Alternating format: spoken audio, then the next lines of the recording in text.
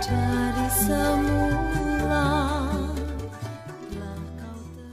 Bapak, Ibu, dan anak-anakku yang terkasih, hari ini kita dipertemukan dalam kebaktian keluarga.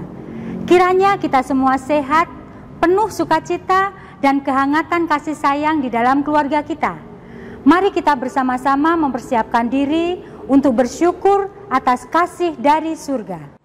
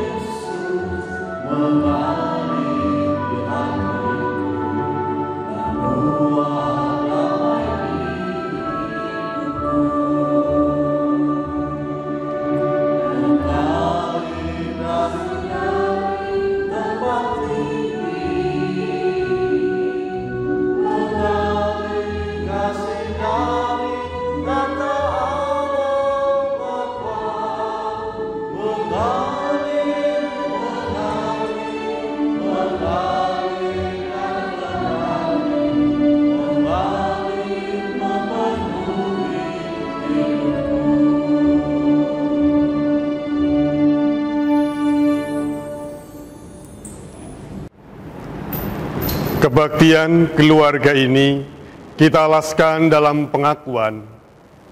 Pertolongan kita adalah dalam nama Tuhan yang menjadikan langit dan bumi.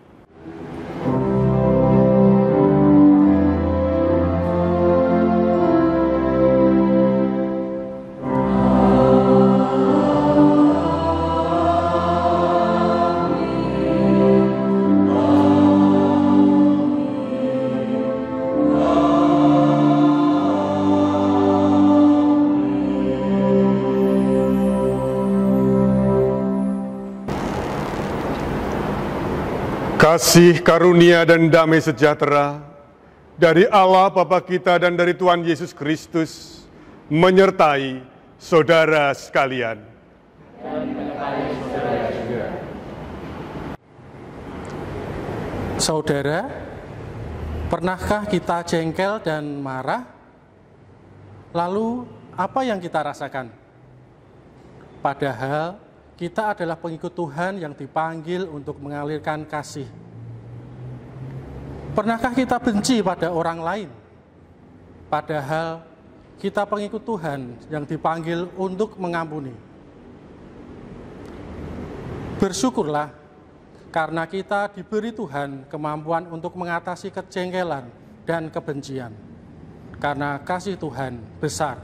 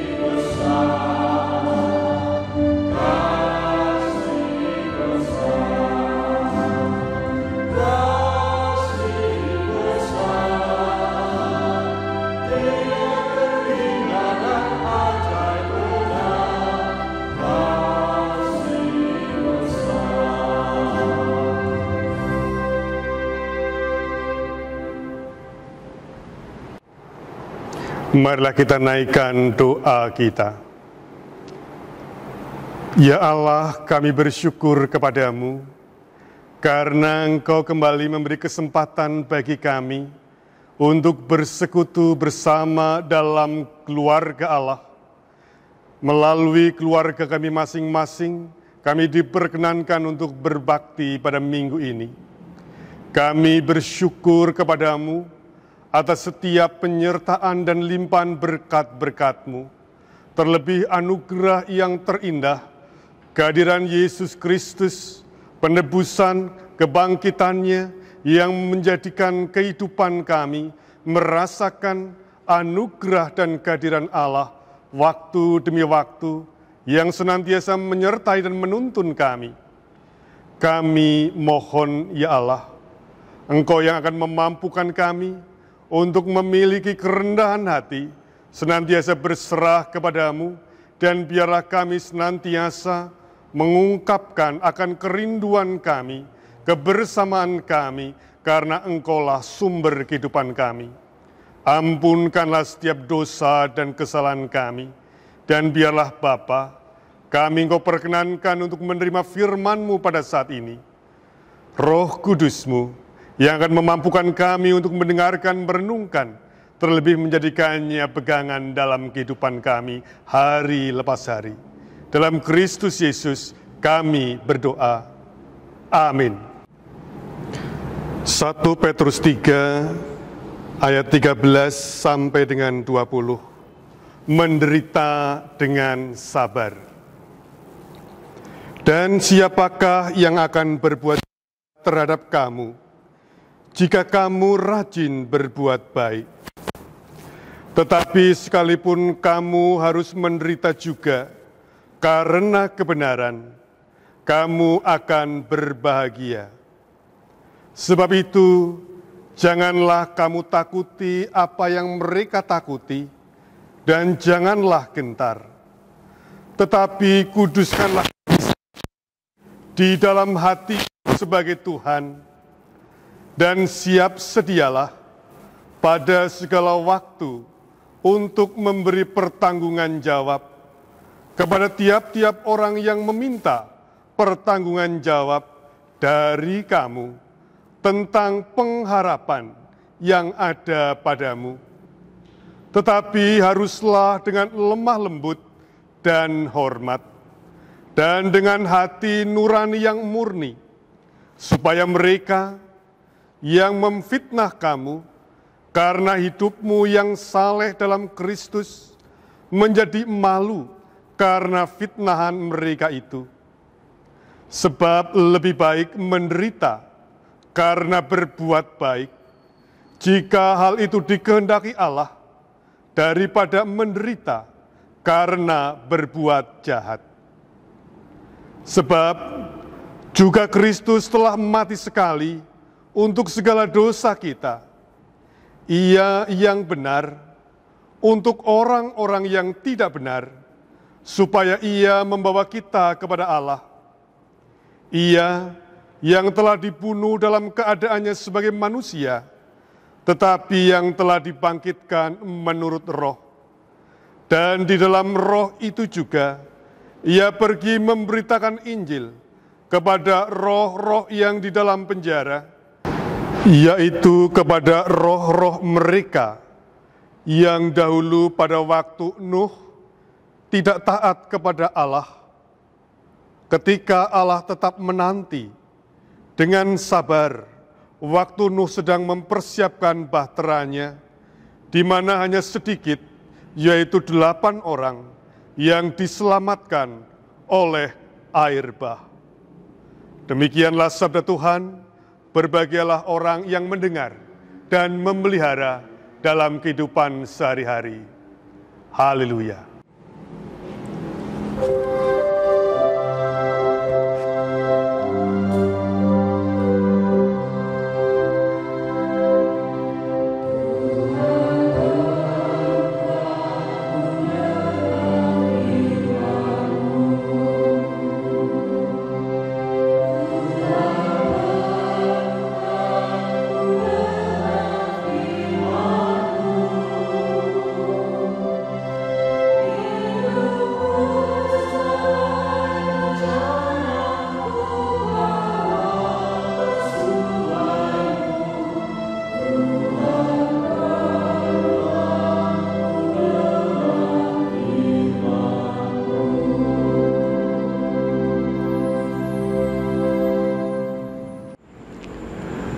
Air selalu diperlukan. Musim kemarau atau hujan, manusia haus minum air. Di gunung atau di pantai, tanaman tumbuh perlu air. Di padang rumput atau padang gurun, hewan yang haus mencari air. Intinya, semua yang hidup sangat bergantung pada air. Itulah sebabnya perlu dijaga sumber-sumber mata air, agar air selalu tersedia dan ada, memancar dan mengalir. Banyak persamaan antara air dan kasih. Seperti air, kasih juga diperlukan. Musim kemarau atau musim hujan, di gunung atau di pantai, di padang rumput atau padang gurun, dimanapun dan kapanpun, kasih diperlukan oleh setiap orang yang merindukan hidup dalam damai. Itulah sebabnya kasih perlu dipelihara agar tetap memancar dan mengalir. Seperti air, aliran kasih kadang berhenti, mampet, tapi kita tidak tahu di mana macetnya. Air dibutuhkan oleh semua makhluk hidup. Misalnya saja manusia perlu air untuk minum, untuk mencuci, untuk mandi. Menurut Pak Deki Rofitus, apa alasannya tidak mandi? Itu menurut pengalaman saya itu seperti ini, Pak. Di rumah saya kan ada bak pendem. Itu kan harus mengalir terus, harus terisi. Suatu kali bak pendem saya itu lupa ngisi. Sedangkan saya mau ke gereja tugas. Itu kan otomatis saya tidak bisa mandi, wong airnya nggak mengalir. Itu Pak pengalaman saya, Pak. Makanya saya tidak mandi waktu tugas pagi. Terima kasih untuk kesaksiannya. Jadi tidak mandi karena airnya tidak mengalir. Kosong, tidak Pak, ada, pendemnya. kosong. Yeah. Sering mengalami pengalaman tidak mandi pergi ke gereja. Baru sekali, Pak, waktu jadi imam pagi. Untung tidak pada tahu. Pak Deki tidak mandi karena bak pendemnya kehabisan air. Mungkin kita pernah juga mengalaminya dengan sebab-sebab yang berbeda. Saluran pipanya patah atau bocor, pamnya tidak mengalir, sumur atau sumbernya memang sudah kering kerontang. Kita sering tidak tahu kerusakannya, apakah di hulu, di tengah jalan, atau di hilir. Seperti air yang selalu diperlukan, namun sering kita tidak merasakan keberadaannya. Kasih pun demikian. Kita tahu betapa damainya hidup ini jika ada kasih di dalam hidup kita. Namun kita tidak tahu di mana rusaknya, macetnya. Apakah kasih itu macet di hulu, di hilir, atau rusak di aku atau di kamu?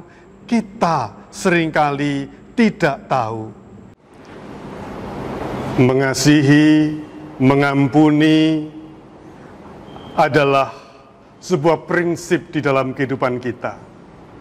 Namun kita harus mengakui kadang-kadang masih jauh dari tindakan mengasihi dan mengampuni, karena seringkali dalam hati kita ada kelelahan, ada kejengkelan, ada kemarahan.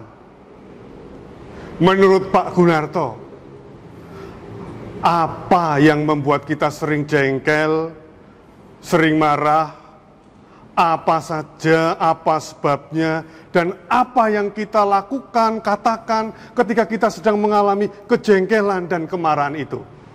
Monggo Pak Gun. Kesalahan yang sama selalu berulang dan berulang terus.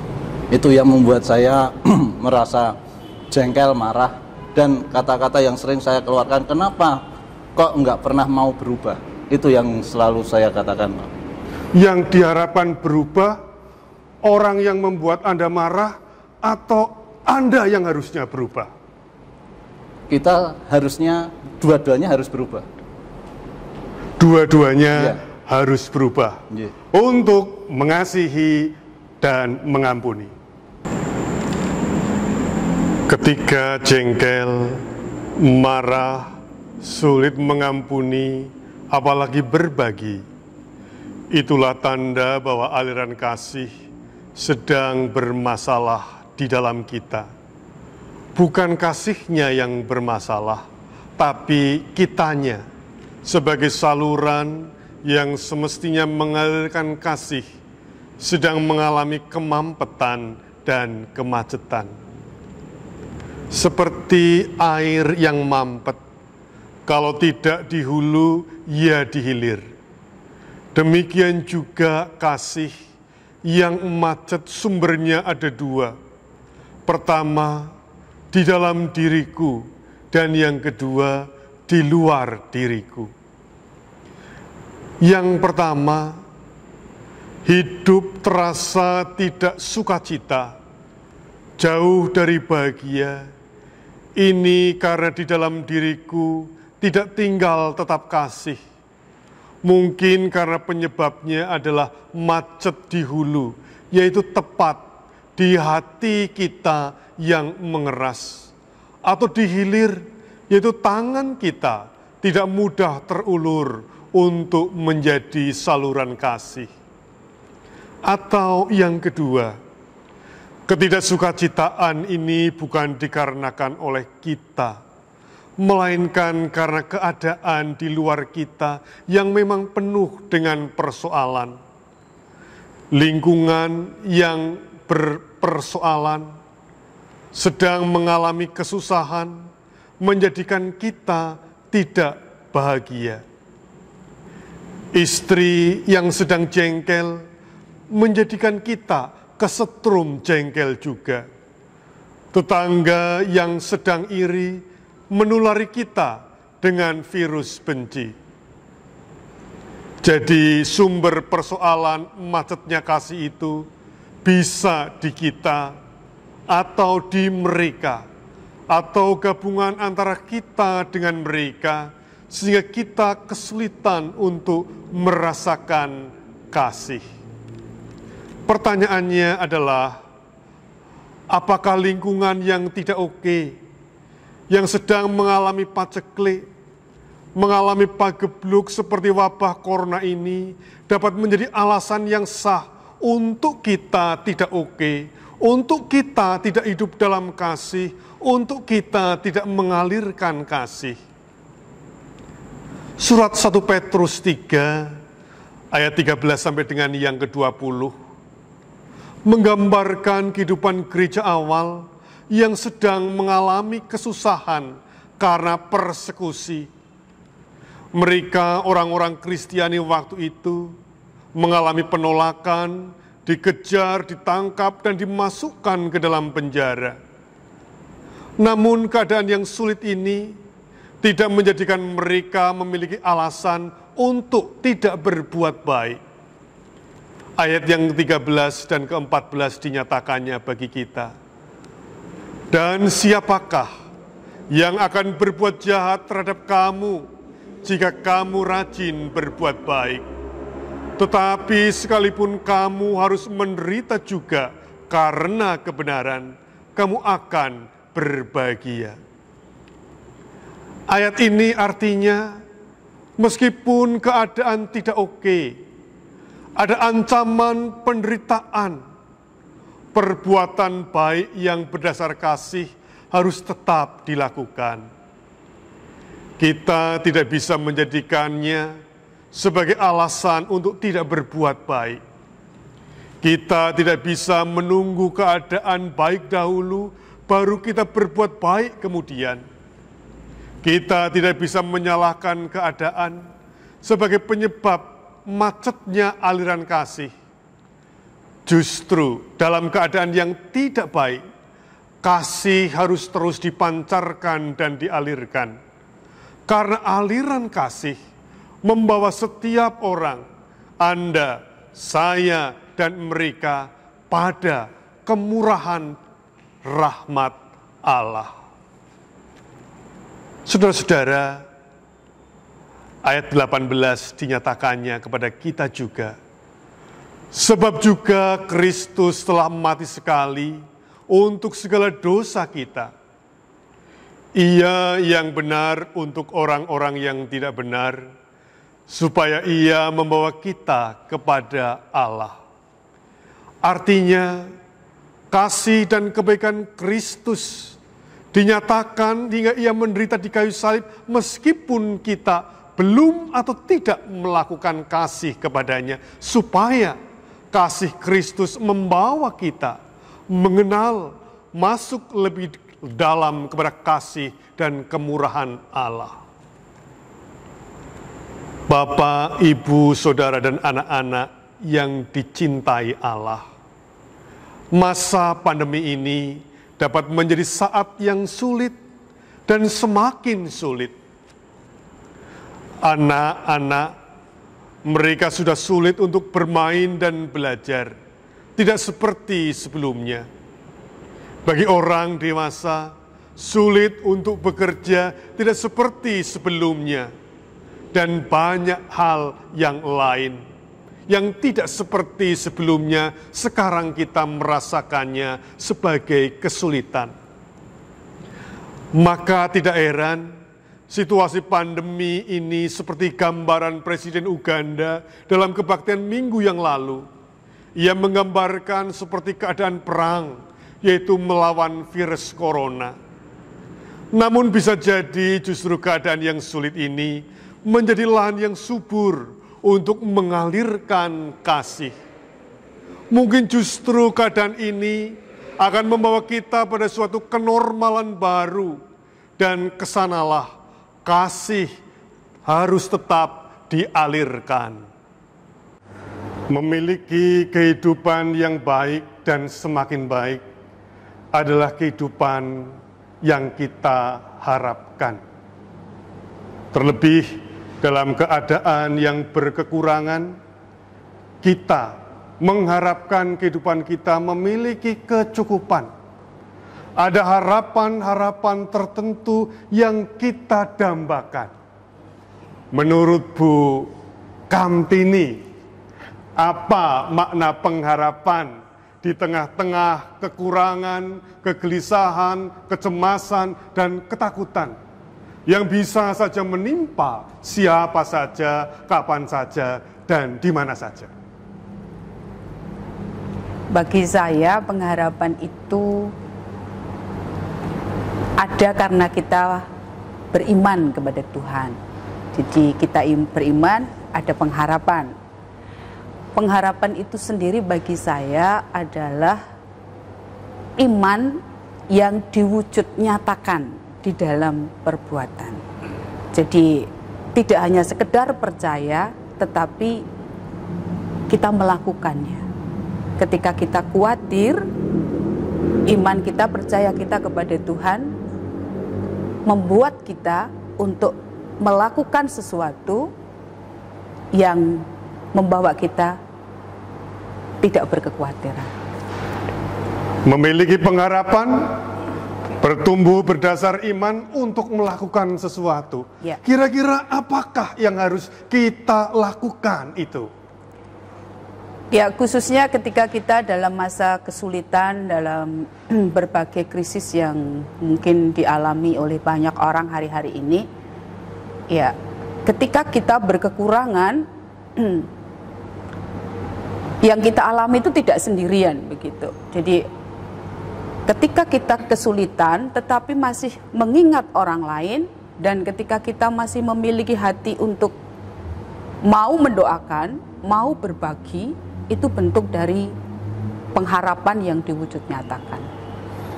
Pengharapan yang diwujud nyatakan, kesediaan berbagi, kesediaan untuk bermurah hati, itulah pengharapan yang diwujudkan dalam perbuatan. Kita hidup dalam iman, pengharapan, dan kasih. Iman menjadikan kita memiliki dasar yang kuat untuk berserah dan terus berharap kepada Allah. Harapan membuat kita memiliki semangat untuk hidup bersama Allah meskipun di tengah banyak kesulitan. Dan kasih adalah wujud nyata dari iman dan pengharapan. Disinilah panggilan kita, yaitu terus mengalirkan kasih, baik atau tidak baik waktunya. Amin.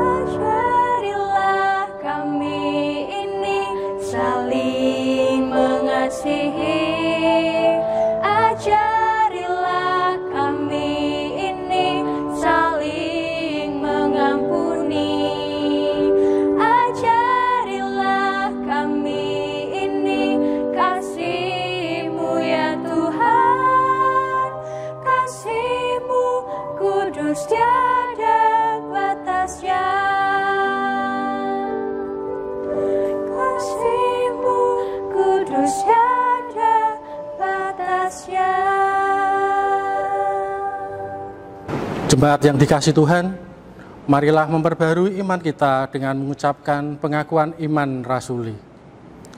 Aku percaya kepada Allah Bapa yang Maha Kuasa, Khalik langit dan bumi, dan kepada Yesus Kristus, anaknya yang tunggal Tuhan kita, yang dikandung daripada Roh Kudus, lahir dari anak darah Maria, yang menderita di bawah pemerintahan Pontius Pilatus, disalibkan, mati dan dikuburkan, turun ke dalam kerajaan maut. Pada hari yang ketiga, bangkit pula dari antara orang mati, naik ke surga, duduk di sebelah kanan Allah Bapa yang Maha Kuasa, dan akan datang dari sana untuk menghakimi orang yang hidup dan yang mati. Aku percaya kepada Roh Kudus, gereja yang kudus dan am, persekutuan orang kudus, pengampunan dosa, kebangkitan daging, dan hidup yang kekal.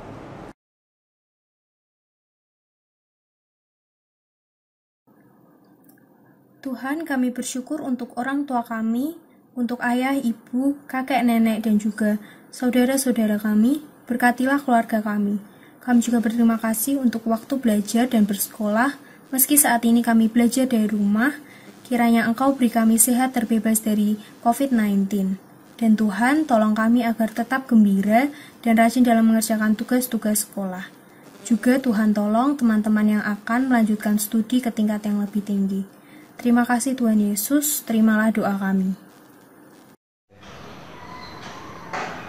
Tuhan, kami mohon penyertaan-Mu bagi keluarga-keluarga milik-Mu dalam masa keprihatinan saat ini, agar tetap mengandalkan Tuhan, sehingga tidak mudah berkeluh kesah, melainkan tetap bersyukur dalam segala keadaan, bahwa Engkau selalu hadir dan pertolongan-Mu tidak pernah terlambat.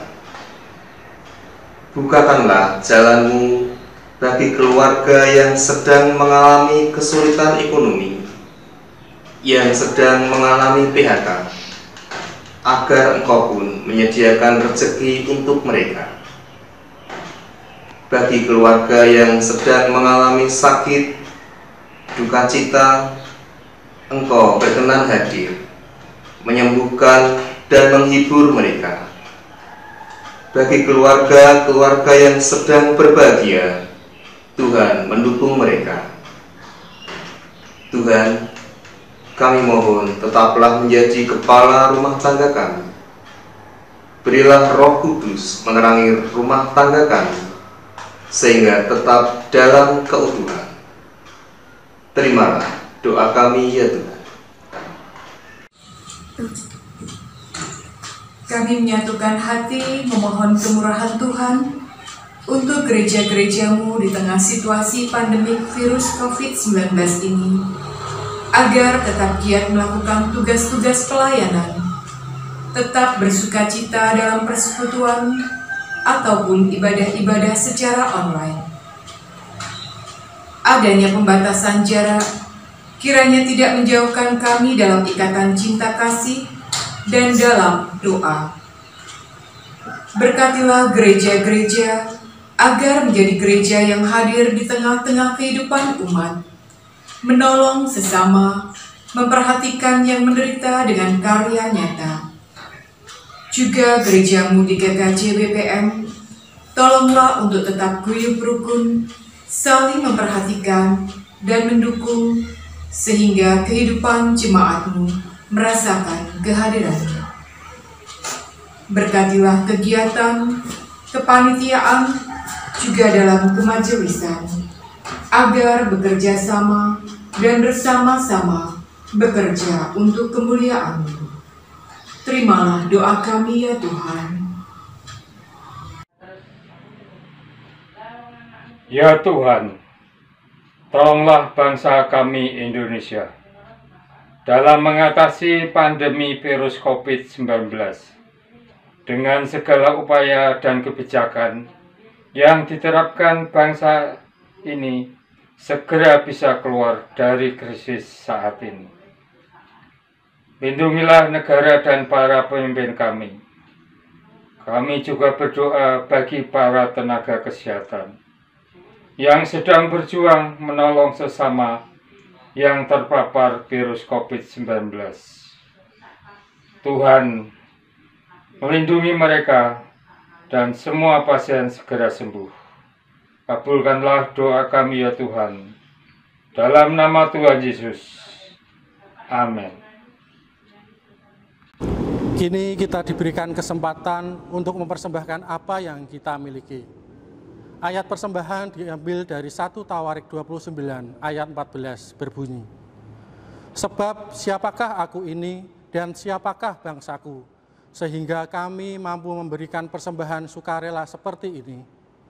Sebab daripadamulah segala-galanya dan dari tanganmu sendirilah persembahan yang kami berikan kepadamu.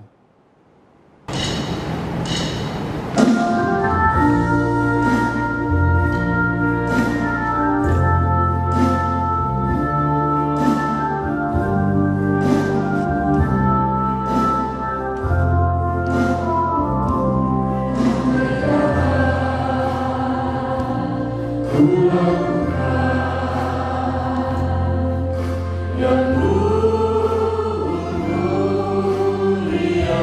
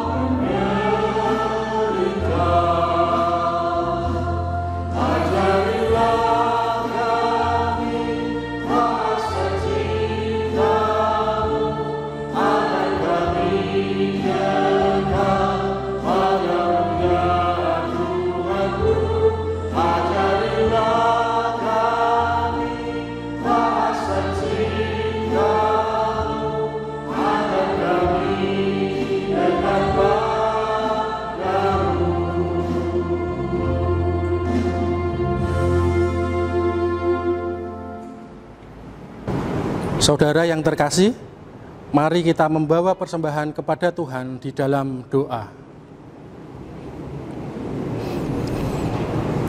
Bapa di surga, sumber cinta kasih, Engkaulah yang selalu melingkupi kami dengan kebaikan. Engkaulah yang senantiasa hadir mendukung kami dalam segala keadaan. Terima kasih Tuhan. Saat ini kami menghaturkan persembahan, tanda syukur kami atas setiap berkat yang telah Engkau berikan. Pun seluruh hidup kami kiranya menjadi persembahan yang hidup melalui setiap karya kami. Di dalam nama Tuhan Yesus yang telah mengajar kami berdoa.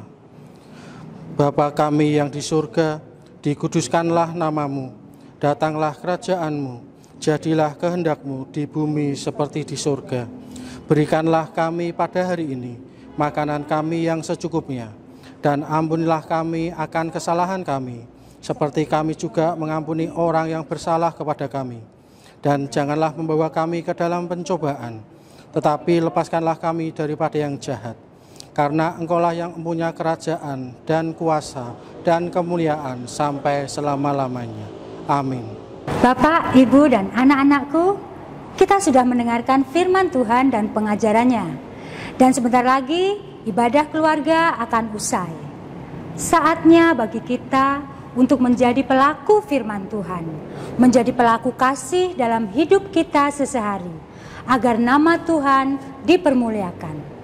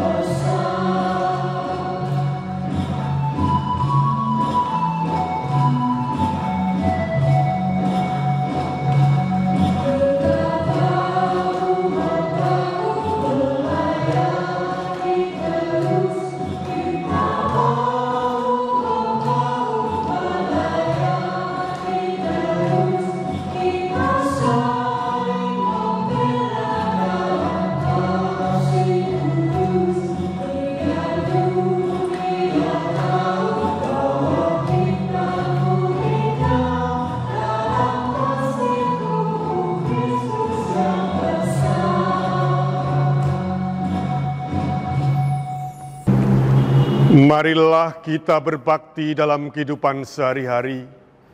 Jadilah saksi Tuhan Yesus Kristus dengan mengalirkan kasih karena Allah adalah sumber kasih. Kini terimalah berkat yang dari Tuhan. Kasih, karunia, dan damai sejahtera dari Allah Bapa kita dan dari Tuhan Yesus Kristus dalam persekutuan Roh Kudus menyertai saudara sekalian.